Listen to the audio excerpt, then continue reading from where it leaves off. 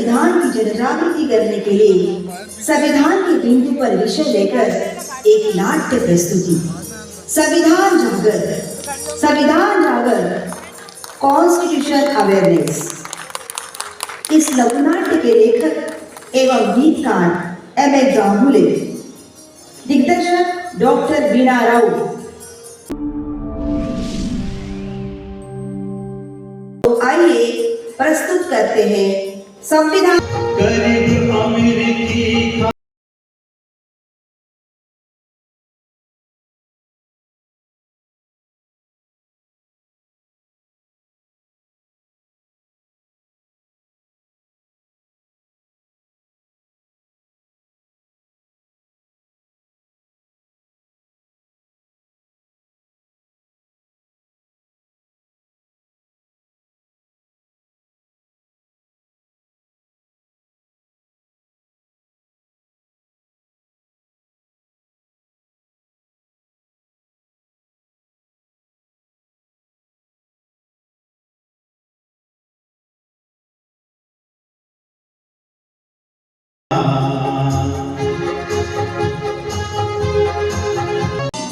हम सभी ही आनंदित होकर खुशी मना रहे हैं क्योंकि यह दिन हम सबके लिए आनंद का दिन है।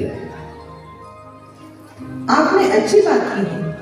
हम सारे इसलिए आनंद मना रहे हैं कि आज के ही दिन 26 नवंबर 1949 को संविधान मसौदा समिति के प्रमुख डॉक्टर बाबा साहब आम्बेडकर ने भारत के प्रथम राष्ट्रपति डॉक्टर राजेंद्र प्रसाद को संविधान बहाल किया था। यह दिन सभी भारतीयों के लिए महत्वपूर्ण है। चलो साथियों, हम सभी संविधान उद्देशिका की शपथ लेंगे। हम भारत के लोग भारत को एक संपूर्ण प्रभुत्व संपन्न समाजवादी धर्मनिरपेक्ष लोकतंत्रात्मक गणराज्य बनाने के लिए तथा उसके समस्त नागरिकों को सामाजिक, आर्थिक और राजनीतिक न्याय, विचार, अभिव्यक्ति, विश्वास, धर्म और उपासना की स्वतंत्रता, प्रतिष्ठा और अवसर की समता प्राप्त कराने के लिए तथा उन सब में व्यक्ति की गरिमा और राष्ट्र की एकता और अखंडता सुनिश्चित करने वाली बंधुता बढ़ाने के लिए दृढ़ संकल्प होकर अपनी संविधान सभा में आज तारीख 26 नवंबर 1949 को एक द्वारा इस संविधान को अंगीकृत, अधिनियमित और आत्मार्पित करते हैं। जय संविधान।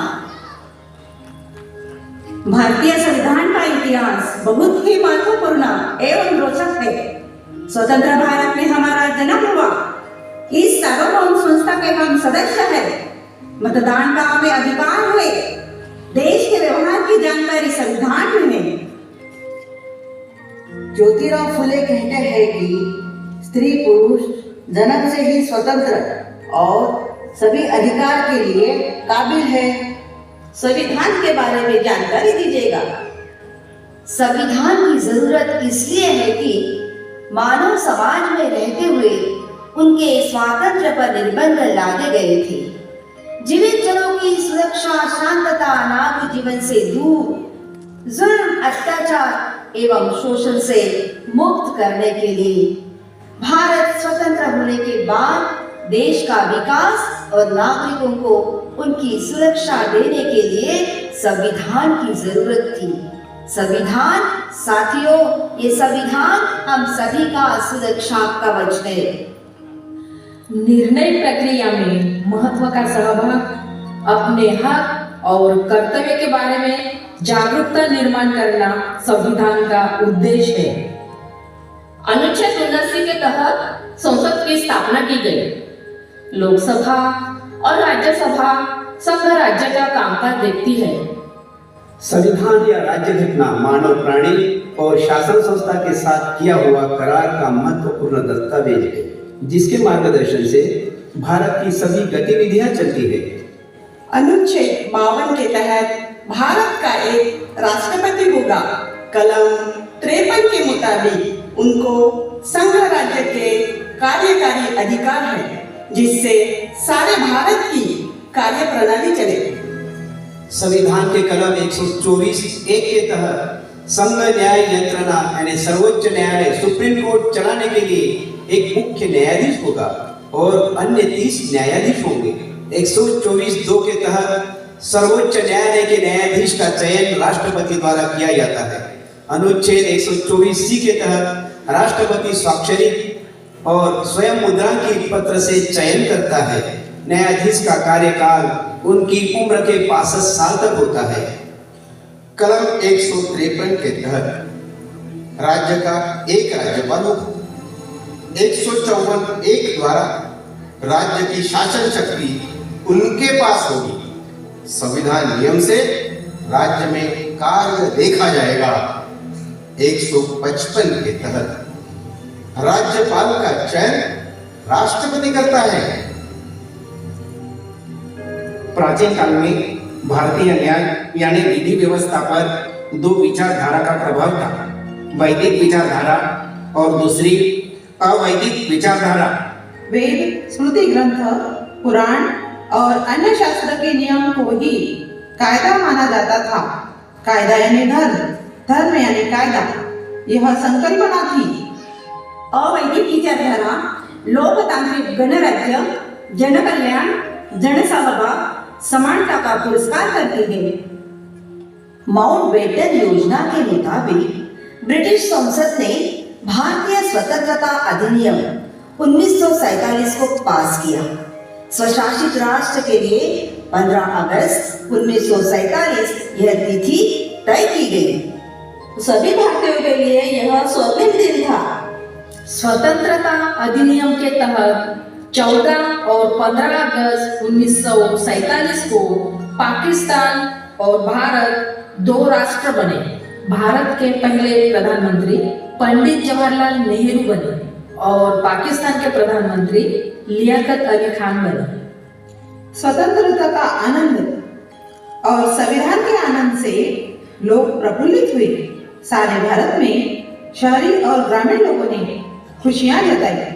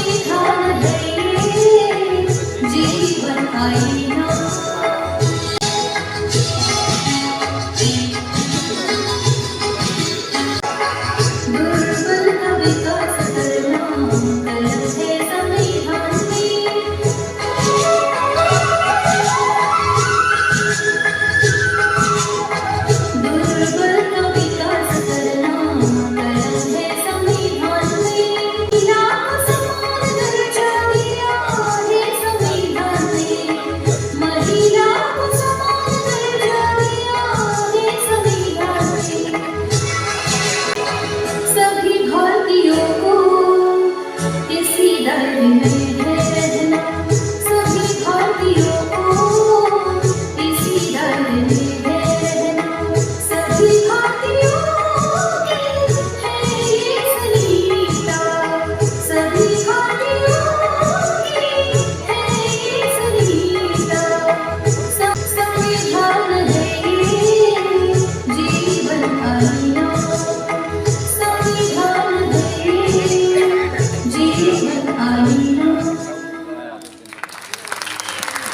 ब्रिटिश सत्ता से करीब 150 साल के बाद मुक्त होने का आनंद अलग था।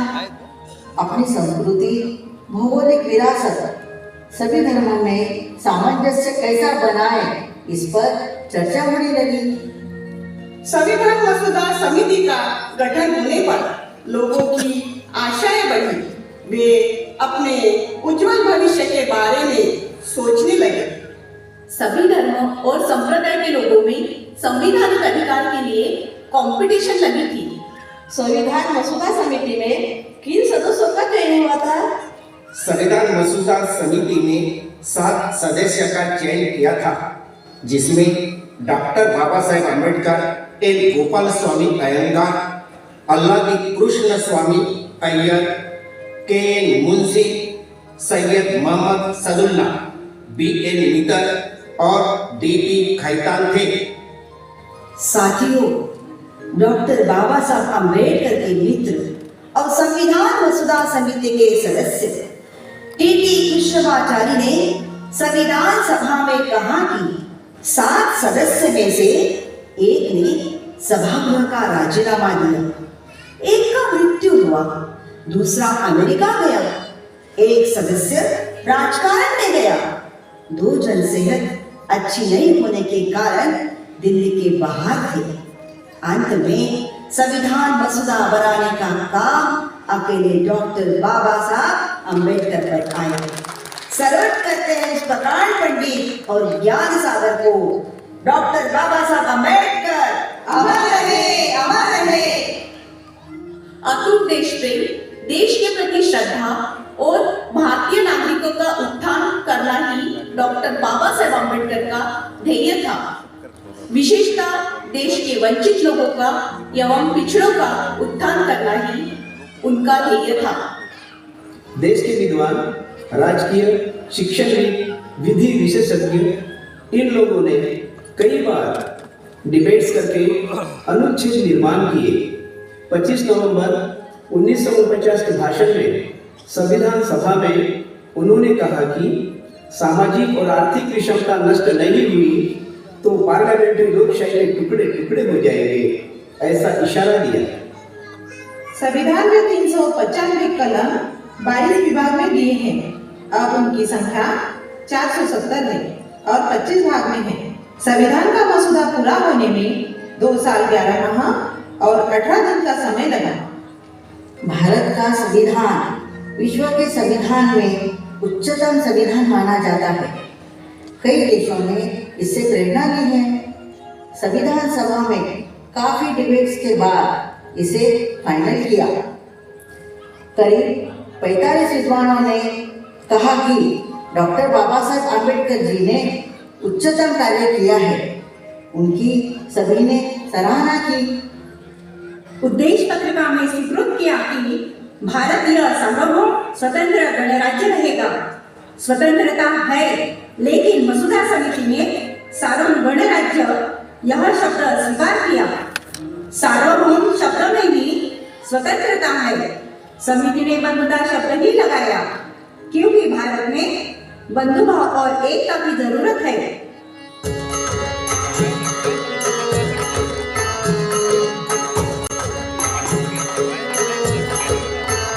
संविधान की कमाल सभी हुए मालामाल, संविधान की कमाल सभी हुए मालामाल, संविधान ने सबको संवारा रे, एक माला में सबको पिरोया रे, एक माला में सबको पिरोया रे। संविधान की कमाल सभी हुए मालामाल, संविधान की कमाल सभी हुए मालामाल, संविधान ने सबको संवारा रे, एक माला में सबको पिरोया रे, एक माला में सबको पिरोया रे।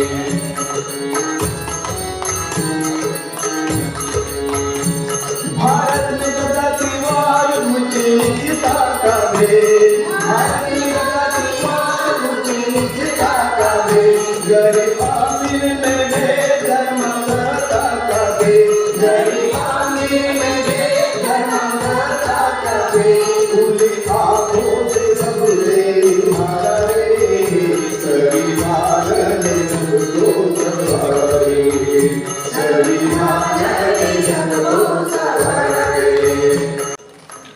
अब हम मौलिक अधिकार फंडामेंटल राइट्स के बारे में बात करेंगे। इसके सिवा किसी का विकास नहीं हो सकता। मौलिक अधिकार यानी फंडामेंटल राइट्स 6 प्रकार के हैं। एक, समता यानी समानता का अधिकार, अनुच्छेद 14 से 18। 2, स्वतंत्रता का अधिकार, अनुच्छेद 19 से 22। 3, शोषण के विरुद्ध अधिकार, अनुच्छेद 23 से 24। 4, धार्मिक स्वतंत्रता का अधिकार, अनुच्छेद 25 से 28।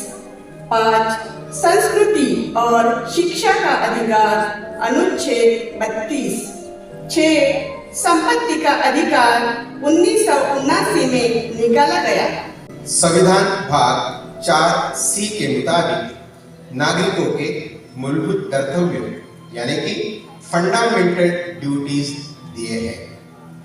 क, संविधान का पालन करना, उनका आदर्श, संस्था, राष्ट्रध्वज और राष्ट्रगीत का सम्मान करना।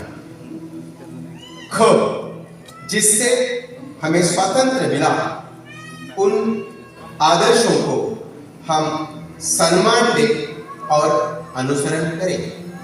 ग, भारत की सार्वभौमता, एकता, एकात्मता को बढ़ाकर उनका संरक्षण करता है। घ, देश का संरक्षण करना, जब कहा जाए तब राष्ट्रहित के लिए सेवा देना। अंग, धार्मिक, भाषिक और प्रादेशिक वर्ग भेद को छोड़कर सभी वर्ग के लोगों के साथ सामंजस्य और बंधुता बढ़ाना। च, अपनी सम्मिश्र संस्कृति, समृद्ध इतिहास को सुरक्षित करें। छ, वन, फॉरेस्ट, सरोवर, नदियां, जीव सृष्टि और नैसर्गिक पर्यावरण का संरक्षण करना, उसमें बढ़ावा देना, प्राणी मात्र पर दया प्रेम करना। ज, विज्ञाननिष्ठ भाव, मानवतावाद, संशोधन विचार और सुधारना का विकास करना। झ, सार्वजनिक संपत्ति का रक्षण करना, हिंसाचार को त्यागना। य, राष्ट्र की तरक्की हो, उपक्रम बढ़े, उसके लिए व्यक्तिगत एवं सामुदायिक प्रयास करें। ट, माँ बाप ने अपने बालक को 6 से 14 साल तक शिक्षण देना चाहिए। महिला उत्थान के लिए संविधान में क्या प्रावधान है, बताइए। हजारों साल से महिलाओं का शोषण हो रहा था। पर्दा पद्धति, सती प्रथा, बाल विवाह जैसी कुप्रथा थी और संविधान ने उनको मुक्त किया। संविधान के अनुच्छेद 23 के तहत महिलाओं को अधिकार दिए गए। समान मेहनताना यानी समान वेतन, गरिमा और शालीनता का अधिकार, महिलाओं को अपमानित ना करे, ऑफिस और कार्यस्थल पर शोषण की सुरक्षा, घरेलू हिंसा के खिलाफ अधिकार, पहचान जारी नहीं करने का, मुफ्त कानूनी मदद, रात में महिला को गिरफ्तार ना करें, वर्चुअल शिकायत करने का अधिकार, ये सब दिए गए। महिलाओं का विकास होना चाहिए, इसलिए डॉक्टर बाबा साहेब अम्बेडकर ने हिंदू कोड बिल संसद में पेश किया था, लेकिन किसी भी सदस्य ने उनको सपोर्ट नहीं किया। अंत में उन्होंने मंत्री पद का इस्तीफा दिया। यह शोकांतिका है। बाहर से महिला के प्रति दिखावा करना, लेकिन अंदर से उनका मन विषारी है। साथियों, मजदूर लोगों के काम करने के 12 घंटे निर्धारित थे, लेकिन जब डॉक्टर बाबा साहब अम्बेडकर भारत के पहले श्रम मंत्री और कानून मंत्री बने, तब डॉक्टर बाबा साहब ने मजदूरों की सेहत का ख्याल रखते हुए 12 घंटों में से 4 घंटा कम करके 8 घंटों का प्रावधान किया। अनुसूचित जाति और जनजाति वर्ग के विकास के लिए संविधान में क्या प्रावधान है? संविधान में कलम 341 और 342 के तहत अनुसूचित जाति और जनजाति के कल्याण हेतु प्रावधान किया है। शिक्षा के लिए पहली से पीजी तक शिष्यवृत्ति दी जाती है। बाहर देश में उच्च शिक्षा हेतु मदद की जाती है। Medical, engineer, IIT, IIM service में 15% और 7.5% आरक्षण है। सामाजिक न्याय विभाग एवं आदिवासी कल्याण विभाग राज्य में स्थापित किए हैं।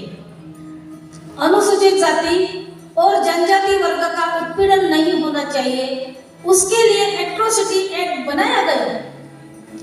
जब डॉक्टर बाबा साहब अम्बेडकर कामगार मंत्री थे, तब महिलाओं के लिए विशेष मातृत्व अवकाश यानी कि छुट्टियों की व्यवस्था डॉक्टर बाबा साहब ने की थी।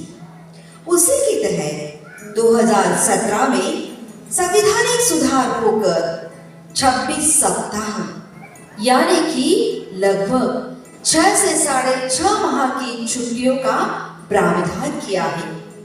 इसलिए हम महिलाओं को डिलीवरी के लिए 6 माह की छुट्टियां मिलती है। अनुच्छेद 338 के तहत अनुसूचित जाति राष्ट्रीय आयोग निर्माण किया गया। अध्यक्ष उपाध्यक्ष का चयन राष्ट्रपति द्वारा किया जाता है। योजनाओं के मूल्यांकन, अधिकार, संरक्षण से वंचित रखने पर आयोग इंक्वायरी करके कार्यवाही करता है। अनुच्छेद 338C के तहत अनुसूचित जनजाति राष्ट्रीय आयोग का निर्माण किया गया है। राष्ट्रपति द्वारा पदाधिकारियों का चयन किया जाता है। आर्थिक, सामाजिक एवं संरक्षण के बारे में अगर हनन हुआ तो न्याय देने का कार्य यह आयोग करता है।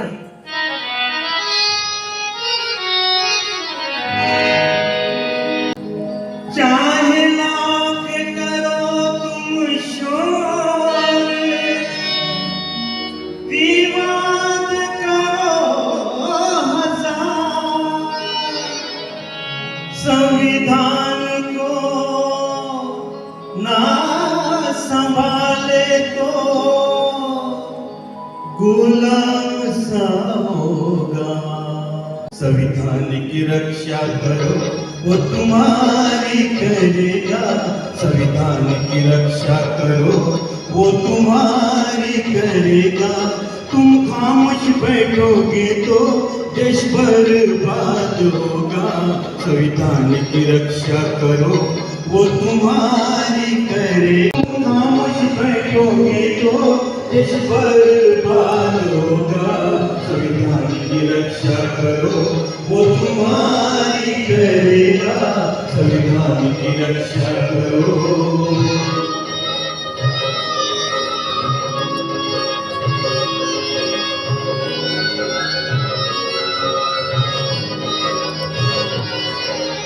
दिन रात मेहनत करके संविधान लिखा है। भारतीयों को एकता में आया है। दिन रात मेहनत करके संविधान लिखा है। भारतीयों को एकता में उन्होंने लाया है। परवान की खुद की और परिवार की ख्वाहिश थी उनकी देश कल्याण की। समझ लो उसे तुम देश वालों, संविधान की गरिमा को नीचे न लाओ। संविधान की गरिमा को नीचे न लाओ। संविधान सबका साथी है, सम्मान करो तुम उसका। संविधान की रक्षा करो वो तुम्हारी करेगा, संविधान की रक्षा करो। समस्याओं के लिए दिक्कत ना हो, इसलिए डॉक्टर बाबा साहब ने उनके काम की जगह पर स्वच्छता गृह की व्यवस्था का प्रावधान किया तथा बच्चों के लिए पालनाघर निर्माण करने के आदेश दिए। कलम 214 के तहत राज्य में उच्च न्यायालय हाई कोर्ट स्थापित किए गए। राष्ट्रपति के अध्यादेश से ही न्यायाधीश का सिलेक्शन होता है। 340 अनुच्छेद के तहत ओबीसी का आर्थिक, शैक्षणिक, सामाजिक विकास एवं आर्थिक उत्थान करने के लिए संविधान में प्रावधान किया है। 27% आरक्षण होने के बावजूद भी उनका उत्थान नहीं हुआ, ये शोकांतिका है। आरक्षित समुदाय जैसे SC, ST, OBC को निर्वाह के लिए भूमिहीन करके जमीन दी जाती है। यह प्रावधान डॉक्टर बाबा साहब अम्बेडकर ने किया है। देश का किसान संपन्न हो, देश बलशाली हो, उसके लिए डॉक्टर बाबा साहब अम्बेडकर जी ने बड़े जलाशय का निर्माण किया। उनकी वजह से बड़े जलाशय जैसे हीराकुंड, भाखड़ा नागल का निर्माण हुआ। अनुसूचित जाति, अनुसूचित जनजाति आयोग, ओबीसी आयोग और उन वर्ग के सामाजिक, सांस्कृतिक, शैक्षणिक, राजकीय विकास के लिए संविधान में प्रावधान किया। यह अच्छी बात है, लेकिन 72 साल में इन वर्ग का क्या विकास हुआ? यह गंभीर सवाल है। इसका एक ही कारण है कि इस वर्ग के प्रतिनिधि और जनता में जागरूकता नहीं है। यह दुख की बात है। सही सवाल किया है आपने। SC, ST, OBC, VJNT और माइनॉरिटी मिलके 90% होते हैं, फिर भी गुलाम का जीना जी रहे हैं। 10% लोगों के हाथ में सत्ता है और 90% उनके अंडर काम कर रहे हैं। जब तक ये सभी संगठित नहीं होंगे तब तक गुलाम ही रहेंगे। संविधान में धर्म का अधिकार मौलिक अधिकारों में दिया गया है, फिर भी धर्मांतर पर रोक लगाया जाता है। ये असंवैधानिक है, संविधान का अवमान है। कोई भी नागरिक कोई भी धर्म अंगीकार कर सकता है या छोड़ सकता है, ये उसकी स्वतंत्रता है। कलम 1 में हम भारत के लोग कहाँ हैं, यानी we the people of India संविधान मसौदा समिति ने स्वीकार किया है। इसमें सभी धर्म के लोगों का सहभाग है, फिर भी हिंदुस्तानी बार बार कहा जाता है। यह लोगों को भ्रमित करने का तरीका है, ये असंवैधानिक है। संविधान लागू होने को करीब 72 साल हुए हैं। संविधान डिबेट में जवाहरलाल नेहरू, T. कृष्णमाचारी, सरदार वल्लभ भाई पटेल, डॉक्टर बाबा साहब अम्बेडकर इन्होंने भाग लिया था। संविधान समिति ने यह स्वीकार किया कि हम भारत के लोग ही कहेंगे, इसलिए हिंदुस्तान कहना उचित नहीं। संविधान ने महिलाओं के लिए उनके उत्थान के लिए प्रावधान किया है।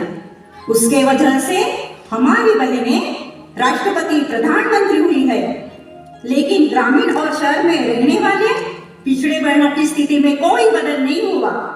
यह दुख की बात है। धर्म ने महिलाओं को सती बनाया और संविधान ने महिलाओं को प्रधानमंत्री और राष्ट्रपति बनाया, तो रक्षा किसकी करनी चाहिए, धर्म की या संविधान की? हाँ, संविधान की। संविधान हमारा सब कुछ है। कोई भी अधिकारी या मंत्री को आप शासकीय काम के बारे में पूछ सकते हैं। यह संविधान ने दिया हुआ अधिकार है। राष्ट्रपति से लेकर ग्राम सेवक या सरपंच को एक नागरिक के रूप में हम सवाल कर सकते हैं, लेकिन हम कुछ भी नहीं करते और उनको दोषी मानते हैं। हम लोग अगर जागरूक रहे तो स्वच्छ शासन होगा, लेकिन हमें खुद स्वच्छ रहना जरूरी है। साथियों, बड़े विनम्रता से आप सभी को कहना है, ये कहना है कि संविधान मसौदा समिति के प्रमुख और सदस्य अभी हमारे साथ नहीं है, लेकिन उन्होंने संविधान सुरक्षा की जिम्मेदारी हम पर दी है। संविधान का एक एक पुर्जा निकाल कर कमजोर कर रहे हैं और हम सभी खुली आंखों से देख रहे हैं, यह शर्म की बात है। भाइयों और बहनों, आज ही सतर्क हो जाइए, नहीं तो कल का दिन अंधकारमय होगा, अंधकारमय होगा, अंधकारमय होगा।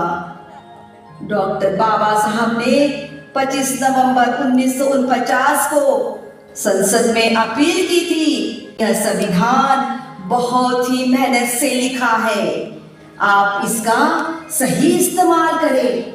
इस कारवां को आगे नहीं ले जा सकते तो मत ले जाना, लेकिन पीछे मत लाना, पीछे मत लाना।